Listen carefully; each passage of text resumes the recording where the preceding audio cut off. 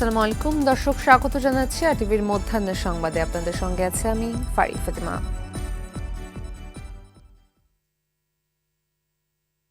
জাতিসংঘের সাধারণ পরিষদের ৭৯তম অধিবেশনে যোগ দিতে নিউ ইয়র্কের পথে অন্তর্বর্তী সরকারের প্রধান উপদেষ্টা ডক্টর মোহাম্মদ ইউনূস শুক্রবার ২৭ সেপ্টেম্বর জাতিসংঘের সাধারণ পরিষদের অধিবেশনে ভাষণ দেবেন তিনি। চলতি বছর জাতিসংঘে বাংলাদেশের সদস্য পদ প্রাপ্তির ৫০ বছর পূর্ণ হয়েছে। এ উপলক্ষে প্রধান উপদেষ্টার উপস্থিতিতে মঙ্গলবার ২৪ সেপ্টেম্বর জাতিসংঘের সদর দপ্তরে বাংলাদেশে একটি উচ্চ পর্যায়ের অভ্যর্থনা অনুষ্ঠানের আয়োজন করেছে। বিভিন্ন দেশের প্রতিনিধি দলের প্রধান ছাড়াও জাতিসংঘের শীর্ষস্থানীয় কিছু কর্মকর্তা, রাষ্ট্রপ্রধান, বিভিন্ন সংস্থার প্রধান এই অনুষ্ঠানে অংশ নেবেন। এছাড়াও জাতিসংঘ সাধারণ পরিষদের অধিবেশনের ফাঁকে মার্কিন প্রেসিডেন্ট জো বাইডেন বাংলাদেশের অন্তর্বর্তী সরকারের প্রধান উপদেষ্টা ডক্টর মোহাম্মদ ইউনূসের সঙ্গে দ্বিপক্ষীয় বৈঠক করবেন ২৪ সেপ্টেম্বর। সাম্প্রতিক বছরগুলোতে মার্কিন কোনো প্রেসিডেন্ট বাংলাদেশের কোনো সরকার প্রধানের সঙ্গে দ্বিপক্ষীয় বৈঠক করেননি।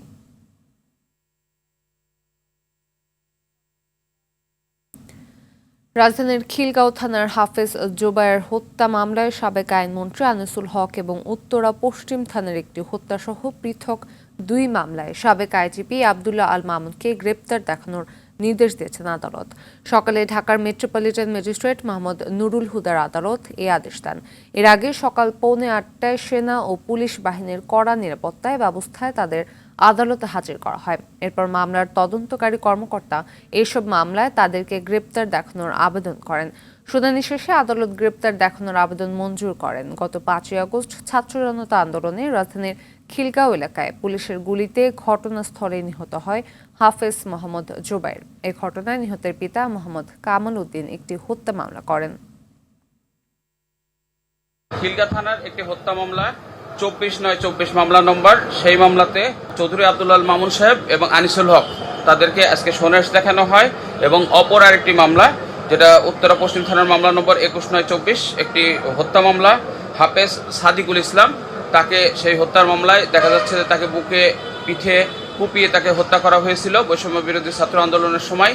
সেই হত্যা মামলায় চৌধুরী আবদুল্লাহ আল মামুনকে আজকে সোনাস দেখানো হয়েছে। দর্শক, চাঞ্চল্যকর এক হত্যা মামলার রহস্য উদ্ঘাটনের বিষয়ে পিবিআই প্রধান কার্যালয়ে সংবাদ সম্মেলন করেছে পিবিআই। সরাসরি চলে যাচ্ছে সেখানে।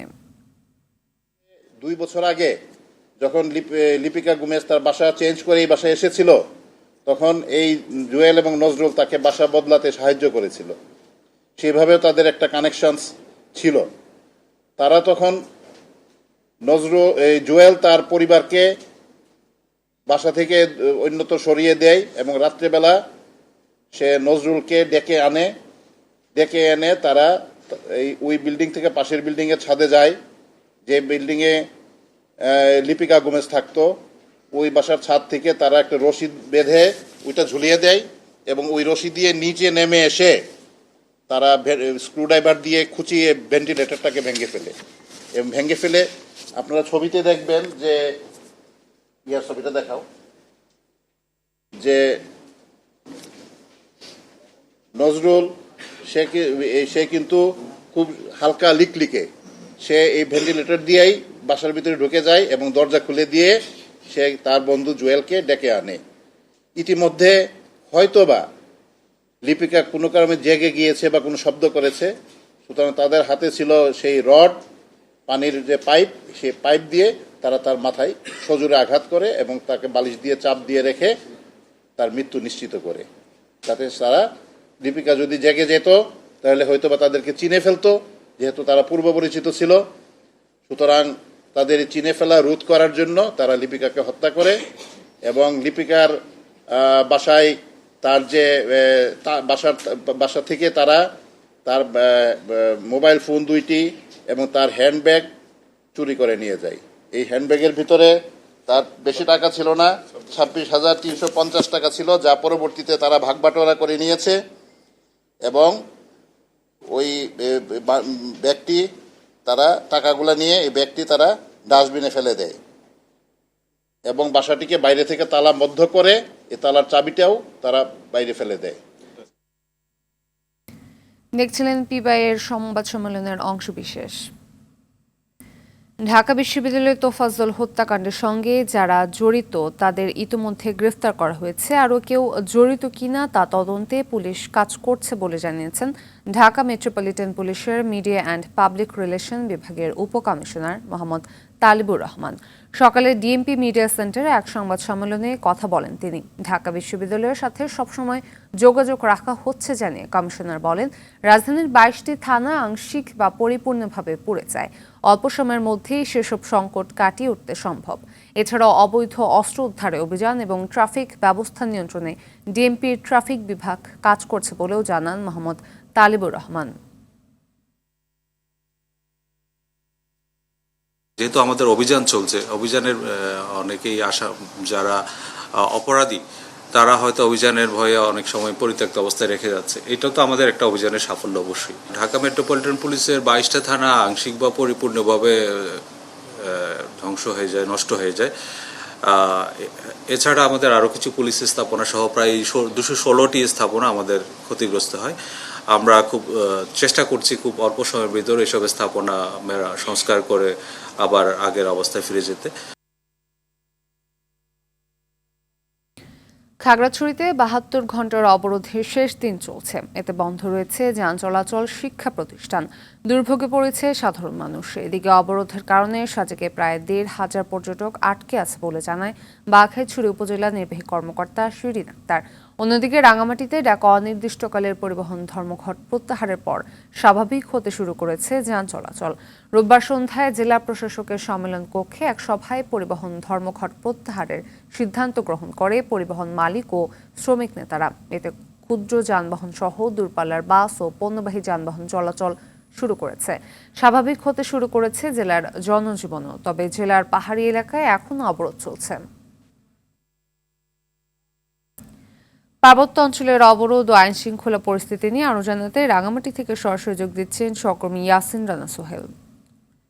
সোহেল, রাঙামাটিতে অবরোধে জনজীবনে কোনো প্রভাব পড়েছে কিনা এ বিষয়ে আর কি তথ্য আছে আপনার কাছে আমাদের জানাবেন। আপনি যেমনটি বলছিলেন, আসলে রাঙ্গামাটিতে পাহাড়ি ছাত্র জনতার ডাকা 3 দিনের অবরোধ এখনো চলছে, কিন্তু পরিবহন শ্রমিক মালিকদের ডাকা অনির্দিষ্টকালের পরিবহন ধর্মঘট গত রাত্রেই প্রত্যাহার করা হয়েছে।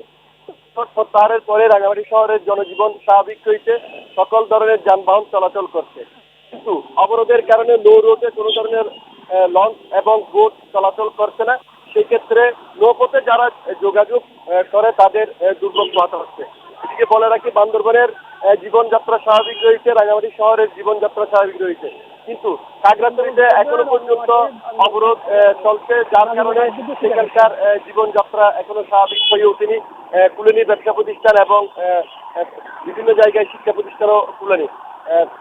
সেখানকার দূরপাল্লার কোনো যানবাহন থাকছে না, অর্থাৎ বলা চলে খাগড়াছড়ির জনজীবন এখনো পর্যন্ত স্বাভাবিক হয়ে ওঠেনি। এদিকে রাঙ্গামাটি শহরে যানবাহন চলাচলের ফলে দূরপাল্লার যে সমস্ত বাস সেগুলো সকাল থেকে ছেড়ে যাচ্ছে এবং লোকাল যে সিএনজি বাহন সেটিও চলাচল করছে এবং জীবনযাত্রার মান স্বাভাবিক হয়েছে। এ ছিল রাঙ্গামাটি থেকে আমার কাছে সর্বশেষ। ধন্যবাদ। পশ্চিম মধ্য বঙ্গোপসাগরে লঘুচাপের সৃষ্টি হয়েছে। এর প্রভাবে দেশ জুড়ে মৃদু তাপপ্রবাহ চলছে। এর মধ্যে নীলফামারী, রংপুর, বগুড়া, টাঙ্গাইল, চুয়াডাঙ্গা, মেহেরপুর সহ কয়েকটি জেলায় বেশি গরম অনুভূত হচ্ছে। আবহাওয়া অফিসের তথ্যমতে গতকাল মেহেরপুর জেলার সর্বোচ্চ তাপমাত্রা রেকর্ড করা হয়েছে 36.5 ডিগ্রি। আবহাওয়া অফিস জানায়, সাগরের লঘুচাপের প্রভাবে টাঙ্গাইল, ফরিদপুর, কিশোরগঞ্জ, নারায়ণগঞ্জ, যশোর, চুয়াডাঙ্গা, ফেনী, সিলেট সহ বেশ কয়েকটি জেলার ওপর দিয়ে মৃদু তাপপ্রবাহ বয়ে যেতে পারে। এছাড়াও খুলনা, বরিশাল, চট্টগ্রাম সহ কয়েকটি জেলার ওপর দিয়ে হালকা থেকে মাঝারি বৃষ্টি হতে পারে বলে জানায় আবহাওয়া অফিস।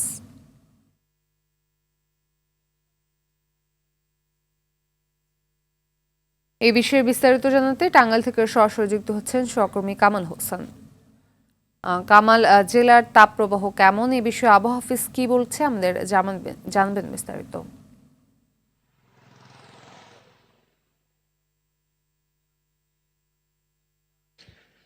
জি ফাতিমা, গেল কয়েকদিন ধরে কিন্তু টাঙ্গাইলের উপর দিয়ে মৃদু তাপপ্রবাহ বয়ে যাচ্ছে। এতে করে কিন্তু টাঙ্গাইলের জনজীবন অনেকটাই অতিষ্ঠ হয়ে পড়েছে। লোকজন, যে সমস্ত খেটে খাওয়া মানুষ রয়েছে, তারা কিন্তু ঠিকমতো বাইরে যেতে পারছেন না।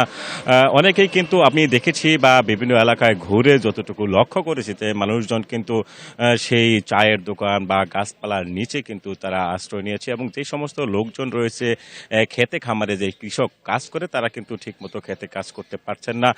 আমি আবহাওয়া অফিসের সাথে কথা বলেছি, তারা যেটি বলছেন যে টাঙ্গাইলে গেল কয়েকদিন ধরেই তাপমাত্রা 36 থেকে 38-এর মধ্যে কিন্তু ওঠানামা করছে। তবে আজকে আমি কথা বলেছি আবহাওয়া অফিসের সাথে, তারা যেটি বলছেন যে এখন পর্যন্ত কিন্তু টাঙ্গাইলের তাপমাত্রা 37-এর কাছাকাছি রয়েছে। এতে বোঝা যাচ্ছে যে আসলে মানুষজনের মধ্যে কিন্তু অনেকটা একটা অস্থির বা ব্যবসা গরম কিন্তু কারণে মানুষজনের জনজীবন কিন্তু অনেকটাই অতিষ্ঠ। আমি খোঁজ নিয়ে জেনেছি যে এই যে গরমের কারণে বিদ্যুৎও কিন্তু তেমনটা থাকছে না। 16 থেকে 18 ঘন্টা পর্যন্ত কিন্তু টাঙ্গাইলে লোডশেডিং দেওয়া হচ্ছে। আর এই গরমের কারণে মানুষের মধ্যে কিন্তু সেই ঠান্ডাজনিত যে রোগ রয়েছে, নিউমোনিয়া, ঠান্ডা, জ্বর সহ অন্যান্য জ্বরে কিন্তু লোকজন আক্রান্ত হচ্ছে। আবহাওয়া অফিস আজকে আরও আমাকে যেটি বলেছেন যে আজকে তারা বৃষ্টিপাতের কিন্তু একটা সম্ভাবনা, তারা বলছেন যে আজকে টাঙ্গাইলে বৃষ্টি হওয়ার সম্ভাবনা রয়েছে। তবে বৃষ্টিপাত হলে কিন্তু টাঙ্গাইলের তাপমাত্রা কমে আসবে, এতে ক্ষেত্রে মানুষের জীবনে অনেকটাই স্বস্তি ফিরে আসবে। তো এতটুকু ছিল ফাতিমা টাঙ্গাইলের তাপপ্রবাহ নিয়ে। ধন্যবাদ। দেশে চলতি বছর ডেঙ্গু রোগী 24,000 ছাড়ালো।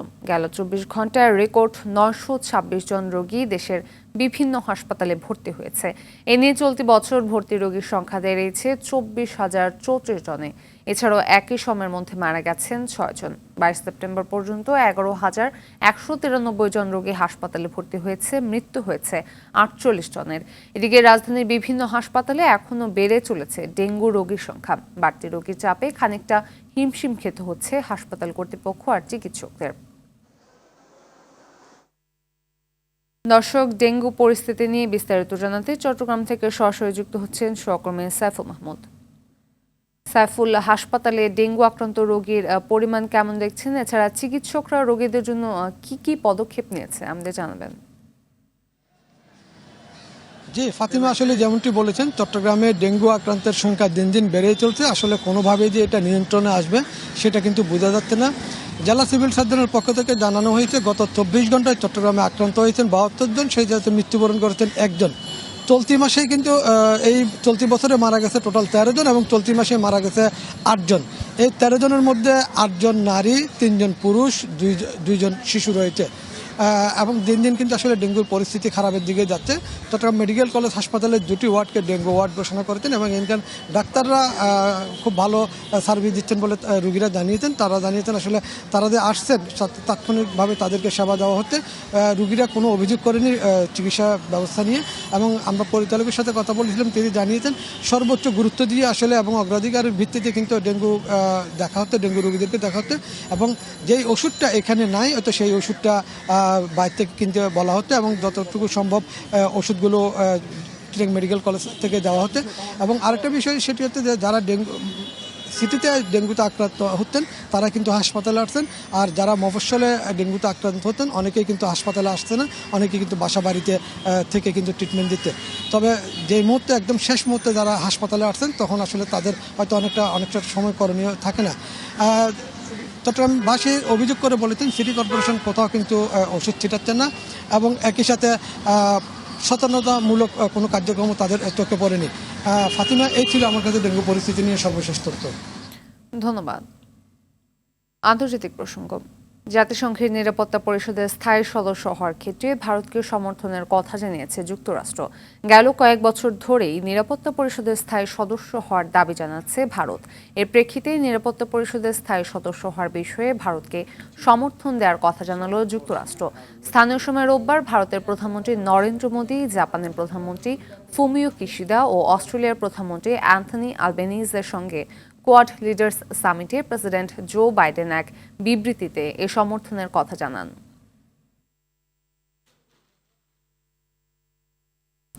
খেলার খবর, ফুটবল। এএফসি এশিয়ান কাপ অনূর্ধ্ব 20 ফুটবলের গ্রুপ এ এর বাছাই পর্বে আজ গুয়ামের বিপক্ষে মাঠে নামবে বাংলাদেশ। ভিয়েতনামের হাইফংয়ে ম্যাচটি শুরু হবে বাংলাদেশ সময় বিকেল 5টায়। শক্তিশালী সিরিয়ার বিপক্ষে বড় হার দিয়ে এএফসির আসর শুরু করেছে মারুফুল হকের বাহিনী। সেই ম্যাচের ভুল শুধরে গুয়ামের বিপক্ষে জয়ের পরিকল্পনা লাল সবুজের প্রতিনিধিদের। এদিকে ড্র দিয়ে আসর শুরু করা গুয়াম বাংলাদেশের বিপক্ষে জয় নিয়ে দ্বিতীয় রাউন্ডে যাওয়ার পথে এগিয়ে থাকতে চায়।